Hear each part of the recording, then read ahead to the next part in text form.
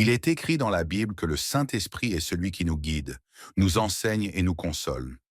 Il est une personne de la Trinité divine, celui qui nous aide à vivre selon la volonté de Dieu. Cependant, nous devons comprendre que même si Dieu veut communiquer avec chacun de ses enfants, il y a des obstacles dans notre vie qui peuvent empêcher cette communication. Nous allons explorer aujourd'hui 5 choses ou habitudes que nous devons abandonner pour être en mesure de recevoir pleinement la présence du Saint-Esprit dans nos vies. Premier, l'orgueil et l'autosuffisance. L'orgueil est un sentiment de supériorité qui provient du fait de se considérer comme capable de tout accomplir par ses propres moyens, sans avoir besoin de Dieu. Proverbe 16, verset 18, nous avertit que l'orgueil précède la chute, et dans Jacques 4, verset 6, il est écrit que Dieu résiste aux orgueilleux, mais il fait grâce aux humbles. Ce verset souligne que Dieu ne peut pas œuvrer dans la vie d'une personne qui ne reconnaît pas sa dépendance de lui.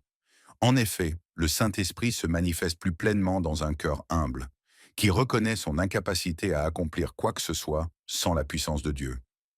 L'orgueil nous empêche également de recevoir les enseignements du Saint-Esprit. Si nous pensons déjà savoir tout, nous ne serons pas disposés à écouter. Luc 18, versets 9 à 14, nous raconte l'histoire du pharisien et du publicain. Le pharisien, tout orgueilleux, se vantait de ses bonnes actions, tandis que le publicain se tenait à distance, se frappant la poitrine en se disant qu'il n'était pas digne. Jésus dit que ce dernier fut justifié. Cela démontre que l'humilité attire la grâce de Dieu et ouvre la porte à l'esprit. Alors quelle solution?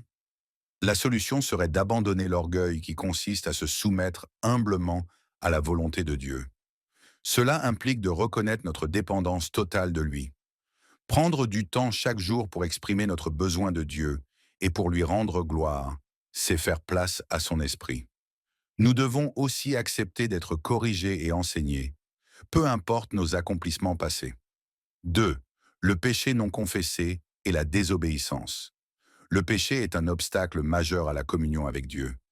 1 Jean 1 verset 9 nous dit « Si nous confessons nos péchés, il est fidèle et juste pour nous pardonner et pour nous purifier de toute iniquité. » Tant que nous gardons des péchés non confessés dans notre cœur, le Saint-Esprit ne peut pas pleinement travailler en nous. Le péché, même s'il est caché aux yeux des autres, crée une barrière entre nous et Dieu. Isaïe 59, 2 explique que nos iniquités mettent une séparation entre nous et Dieu, empêchant la communication.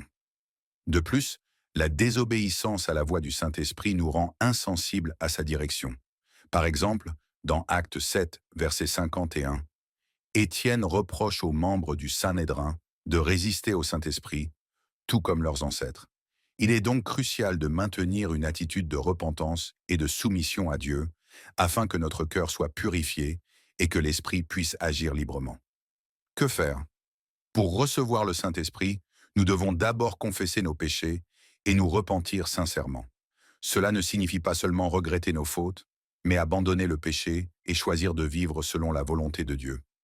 Une vie de repentance quotidienne, accompagnée d'une confession sincère, permet d'ouvrir la voie à la purification par l'Esprit. Troisième, le manque de foi et de confiance en Dieu. La foi est la clé qui permet au Saint-Esprit de travailler puissamment dans notre vie.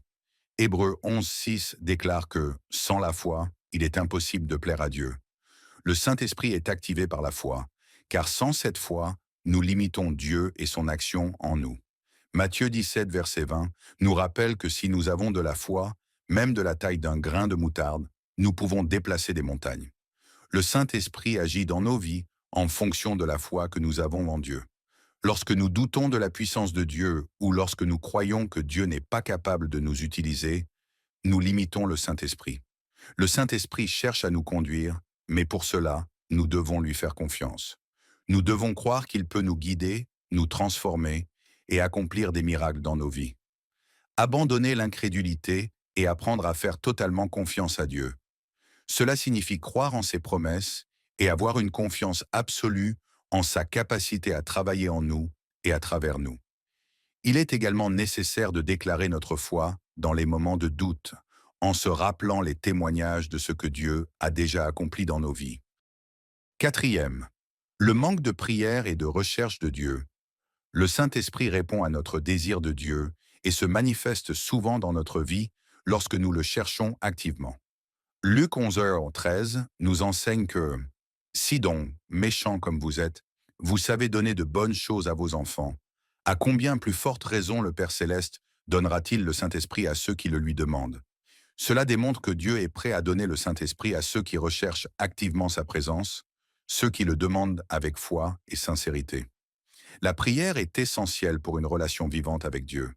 Elle est le moyen par lequel nous dialoguons avec lui.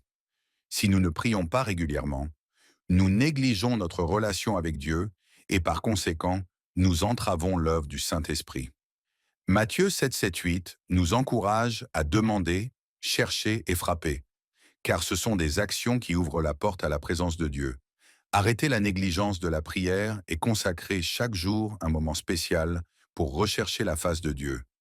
Plus nous prions, plus nous ouvrons notre cœur à l'action de l'Esprit Saint. Une vie de prière sincère et assidue crée un environnement propice à l'instant où le Saint-Esprit peut agir. Le manque d'humilité et de soumission au Saint-Esprit. Le Saint-Esprit veut guider nos vies, mais pour qu'il puisse le faire efficacement, nous devons lui permettre d'avoir le contrôle. Galates 5, 25 nous dit « Si nous vivons par l'Esprit, marchons aussi selon l'Esprit. » Cela signifie que chaque jour, nous devons choisir de vivre en obéissance à ce que l'Esprit nous révèle, et non selon nos propres désirs ou raisonnements. L'orgueil, la rébellion et le manque de soumission à Dieu empêchent l'Esprit de prendre la place centrale dans notre vie.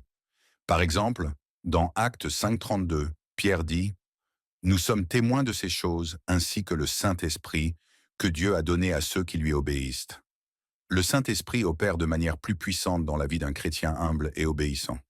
Chers amis, renoncez à l'autosuffisance et acceptez l'autorité du Saint-Esprit. Soyez prêts à céder à la volonté de Dieu et à marcher dans l'obéissance totale. Cela signifie accepter la direction de l'Esprit, même quand cela va à l'encontre de nos propres désirs. Le Saint-Esprit est une bénédiction et un cadeau de Dieu, mais pour recevoir pleinement sa direction, il est essentiel de se préparer à le recevoir. Nous devons renoncer à l'orgueil, confesser nos péchés, avoir une foi active, prier régulièrement et nous soumettre pleinement à sa volonté. En agissant ainsi, nous ouvrirons nos cœurs à l'action du Saint-Esprit et nous serons transformés pour accomplir la volonté de Dieu sur cette terre. Que le Saint-Esprit nous guide et nous transforme chaque jour davantage pour la gloire de Dieu.